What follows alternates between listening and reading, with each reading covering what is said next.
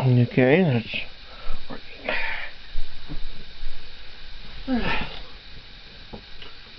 Hello, and welcome to an episode of Fantasy Reality. Welcome to an episode of Fantasy Reality. It's been a few months, actually. And some of you might be wondering, okay, what has he been up to?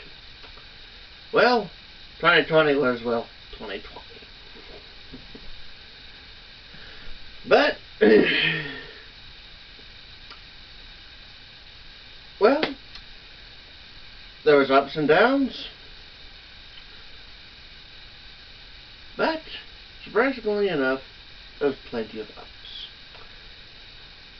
For instance, I was able to work on my garden, and I had a lot of squash, I had beans, I had carrots, I had beets, not a whole lot. I had grown some cucumber plants, didn't get a whole lot of those, but I had a lot of carrots and a lot of squash, so I'm calling that a win. I was also picked a lot of berries, about 5.5 gallons worth. And I'm calling that a win right there. And let's see here. Let's talk about Dungeons and Dragons.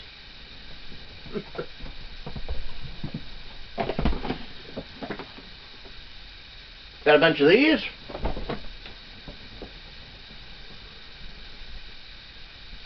And not connected. Still a good book, though. Well, this year for the campaign settings, supplemental stuff, I'm up to Tasha's Cauldron of Everything, which, if you got it, let me tell you, mind-blowing with what it offers. Let's see here, Sark Coast Adventure Guide, Volo's Guide to Monsters, Xanathar's Guide to Everything, Mordenkainen's Tome of Foes, Guildmaster's Guide to Ravnica, Acquisitions Incorporated. My only complaint is, why didn't they offer urban subclasses? You know, urban-themed subclasses, you know, like a street fighter, an urban ranger. That'd be actually kind of funny. A city druid, a city cleric. This year. Artificer wasn't out, so we'll give that one a little bit of leeway, but let's see here. Some sort of street singer for the bard, some sort of street brawler for the barbarian, you know, maybe this year, druid, cleric, monk, you know, something for the monk would be kind of fun. And same thing with all the other classes, something that's like urban themed, I think could have really amped this book up. Still, it does give you ways in how to urbanize the different classes, so I'm not complaining too much there. And the new race, and the race introducing it, the Verdant, perfect diplomat sort of guy. Wish there was a bit more, and kind of wish more people were playing it. Tried running the campaign in it, the little story that's in it. Nothing against the story, but events being what they were, didn't really go too far. That being said, it looked interesting. So here, Eberron Rising from the Last War, pretty cool.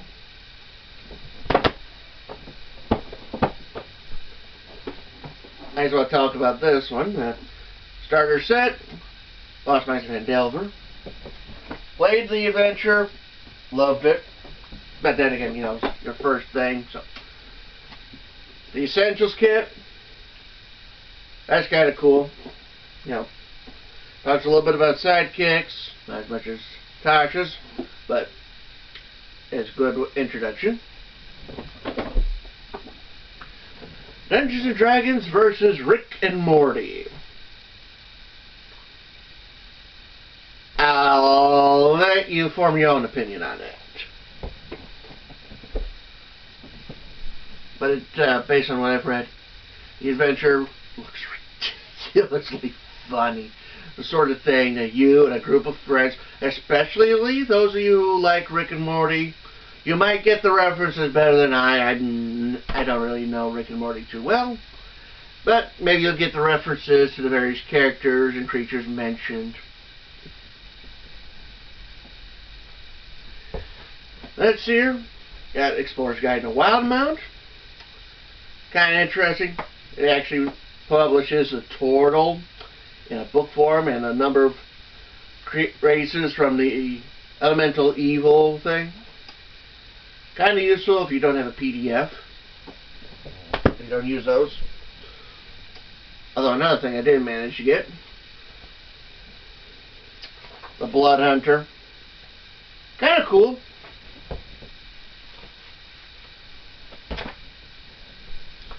Might run it in a campaign, use it in a campaign, with with the Dungeon Master permission, of course. If nothing else, the information I'm getting from these books will be useful in like a campaign I might run, or in some story I write. Mythic Odysseys of Theros, you know, that's got some pretty cool things, you know. And of course, Tasha's Cauldron of Everything. It's pretty cool, actually. One section I really like is the sidekicks information, you know, wherein you can, let's see here, where's it at? Personalizing spells.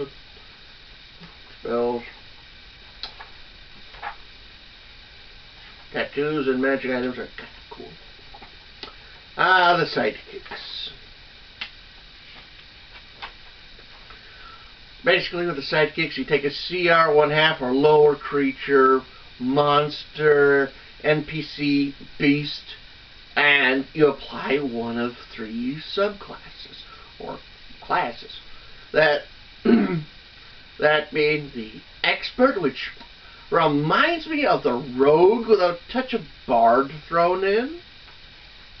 You know, kind of this person is a skill monkey. Got a bunch of skills, knows a couple of tools, and is overall very helpful. You know, always useful. Nothing wrong with that. Then you have the Spellcaster. They basically have to be half spellcaster, sort of like the Paladin, Rogue. I mean the Paladin, Ranger, and the Artificer. Yeah. Sort of like them. The progression is about the same. Can only use like up to 5th level spells. My word of advice: if a creature, if a monster or if some sort of the creature you're looking at is already a spellcaster, you probably shouldn't apply this class, the spellcaster class to them. Reason is it replaces the spells that they already know, unless the spells that they know are through innate spellcasting. In which case, go ahead and turn that pixie into a spellcaster. That might be fun. And last ditch effort, body morph! Yeah.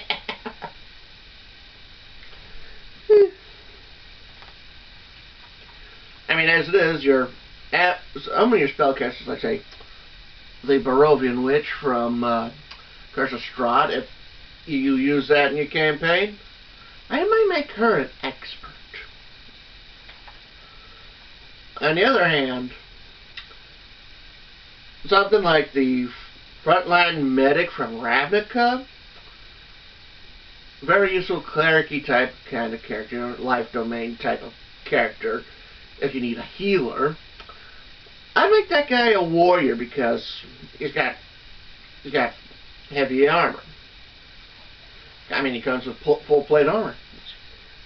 I mean, and the warrior kind of reminds me of a champion fighter. You know, very basic, but there's a lot of variety.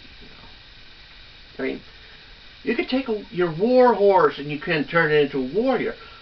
Very useful if you're a cavalier fighter, you know. Or let's say you're a ranger and you got a wolf buddy, but you don't like the player's handbook, Beastmaster's options for little fighto. And I don't blame you. You can now turn the fighto into a warrior. And yep, he can handle himself. Oh, speaking of the Beastmaster Ranger, Tasha's improved that, and I think he's now more viable. I mean, depending on how you look at it, Beastmaster Ranger after 11th level, depending on how your DM rules it, could be making anywhere from 4 to 5 attacks in one turn.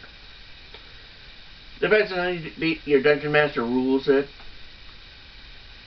Because maybe he rules that, no, your beast can't attack twice in one turn. But even so, you can still use a bonus action to command it to attack, as opposed to giving up your own attack to make it get it to attack. Which, of course, makes the Beastmaster more viable. I mean, and of course, with the way Adventures League is going, they have removed or at least are in the process of removing the player handbook +1 rule, which basically limited you to player's handbook plus one other book.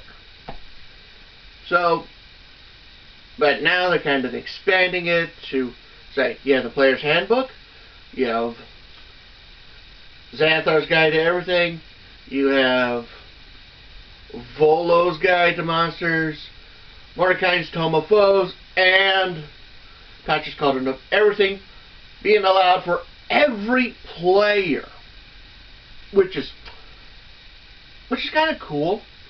I mean, I kind of wish they'd all open up more books to everybody, but I can actually kind of understand that, because some of the characters from Theros, Sword Coast, Eberron, Ravnica, Acquisitions Incorporated even, are all kind of campaign settings. And I can understand if those get to be the quote, extra book, if you want to, say, take a raise from that realm in order to get, and make it into a subclass from Xanathar's.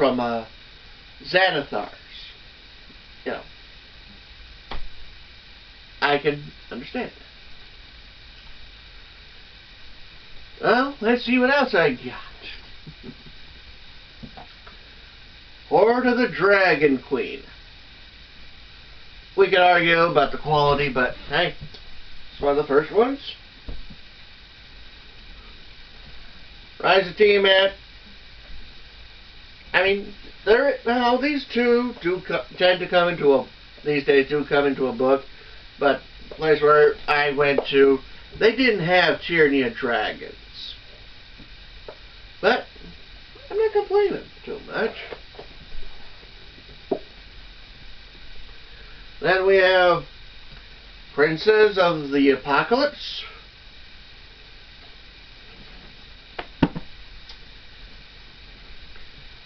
Curse of Strahd, which has our beloved Barovian witch.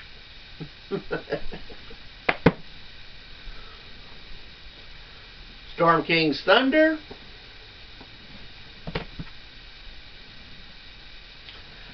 Tales from the Yawning Portal, which, you know, is like one of those things where you can just grab something out of it and throw it into one of your adventures.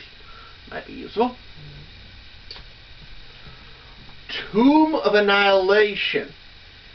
And in it, this has a couple of interesting creatures that look kind of cool. One of them being the Tabaxi Minstrel. Kind of reminds me of a bard with aspiring leadership, actually. And that would be a great NPC for any sidekick class. Although another NPC that would be great for any sidekick class would be the Changeling from Eberron. You know, it could be a dexterity-based warrior. It could be either a prodigy or a mage spellcaster. Little thing about spellcaster sidekicks. There's 3 of them. That would be the mage, who gets the wizard spell list and kind of plays like a half wizard. Then there's the healer, which gets both the cleric spell list and the druid spell lists. The whole smorgasbord. Which is kind of cool because, as it is between the druid and cleric, there's a lot of overlap where the spells are concerned. And having both of them, hey, you could give this guy Shillelagh, have him knock things out using his wisdom modifier. Oh, raise the dead while we're at it. That would be kind of animate the dead. You know, have skeletons and zombies helping you out. That's kind of fun, ain't it? This here we have Waterdeep Dragon Heist. You know, kind of looks interesting. Yeah, Dungeon of the Mad Mage. You know, kind of useful if you want to do a dungeon crawl, based on what I've heard.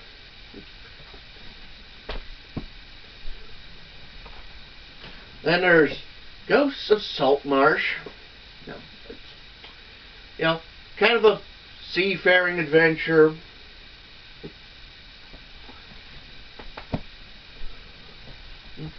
They have Baldur's Gate, Descent into Avernus. I mean, think about it. You're trying to save a city from going down that way. Then we have Icewind Dale, Rime of the Frost Maiden. One of the latest.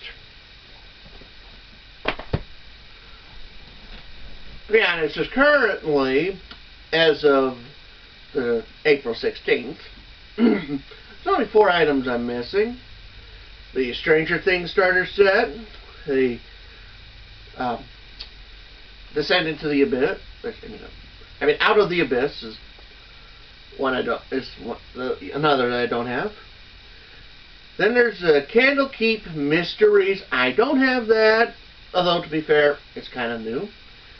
And the other one is the Von Richten's Guide to Ravenloft. Although, to be fair, that's coming out in May, so I don't know if anyone has got that. Well, that's my D&D collection so far. That and a bunch of dice. I could probably keep rolling a lot of D20s if I really wanted to. And I got a few more in these boxes over here. Let's see here.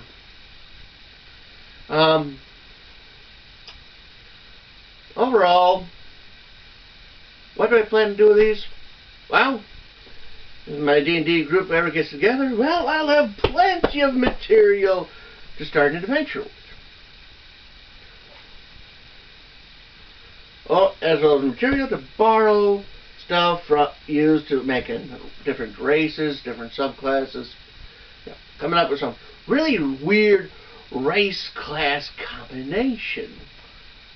Yeah, so thinking about Tasha's is how they've altered the stats a little bit, and based on Unearthed Arcana, what the information I've been able to read, some of that's really pretty cool, actually. Yeah. Fairies. I mean, they're coming out with fairies, rabbit folk, and owl folk. That's actually kind of interesting, especially since supposedly coming out in the Guide to Ravenloft is vampire-like guys, zombie-like guys, and hag-like guys. You know, the Downfear, the Reborn, and the Hexblood. Those look kind of interesting, depending on how you want to play that style. And it's like, what class would these races be good at? And it's, well, the way it is the stats for those characters are now floating, so they can be optimized for any of the classes, which is kind of useful. And on that note, well, basically, one thing I've noticed is, as I go through the different races and classes, it's like every race brings something to the class. Are they a perfect match? Not all the time. You know, it's like it's a case of the square peg in the round hole. Or, in this case, square race, round class. Is the race going to fit perfectly with the class? Not always. But, can it work? The answer is yes. You might need to homebrew the lore a little bit. I mean, for instance, in Theros, we have the Leonin. The Leonin and the gods don't see eye to eye. The Leonin don't like the gods, because a lot of the gods in Theros are jerks. A number of them, anyways. Well, the experience for, well, as far as the Leonin is concerned, the gods are not worth the worshipping. But could a Leonin become a cleric? Yes. There's nothing stopping a Leonin from being a cleric. It's only lore that says that we don't like the gods. But there's a nice little chart that says where the individual Leonins has their own opinion about the gods, and one of them is that one of the options is that this Leonin does indeed worship the gods. That they hope that the gods are going to at least respect them. So, theoretically, you could be a Leonin that worships the gods and happens to be a cleric. Although it might be more of a thematic approach to, say, be a war cleric. But there's the various other types of clerics that might fit a Leonin. And, oh, Leonin. I doubt you're not going to expect a Leonin to be a rogue, unlike what you would with a Tabaxi, you know. Because Tabaxi, you know, +1 to +2 to dexterity, +1 to charisma, as opposed to Leonin, which is a +1 to strength and a +2 to constitution. Yeah, the lion type guy versus the more sneaky cat. But yeah, the Leonin could be a rogue. In fact, any of these races in the campaign setting and supplementals, they could be any of these races, could be any of the classes. And sometimes it's just like, really? An elf barbarian? That doesn't make any sense at all. They're more spellcasters and rangery and druidy and clericy sorts. You know? But let's face it, there is the wild elves who aren't featured in these books beyond a mere mention in Sword Coast Adventures Guide. But yeah, you could take an elf and say he was indeed raised in the wilderness. I mean, they have the Outlander background. One of the answers was that he was indeed raised by wolves. Kind of funny, actually. But, like I said. And of course, the Tashas, you can now take the stats and move them around. So that, yes, you can now make that elf the perfect barbarian. Or you can take any of these races and make them optimized to that class. So, centaurs from Ravnica and Theros, yeah, let's alter Mr. Horseman and stats around, and now he's perfect as a rogue.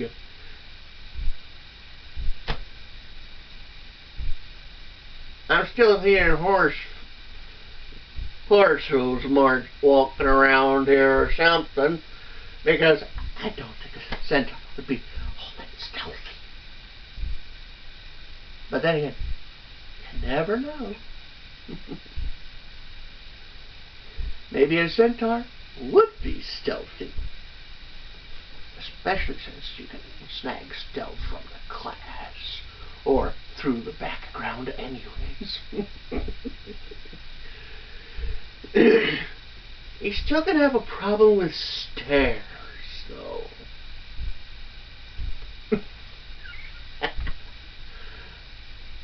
And then there's all the other races, you know. You can definitely make their stats fit for the class, but the image that's gonna come into your mind of an orc wizard,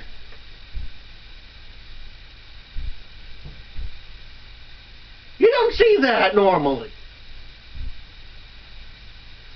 And let's see here. And that's the heater. I mean, there's so many things. It's just real interesting. Well, that's all for today. Get back to you later. Bye.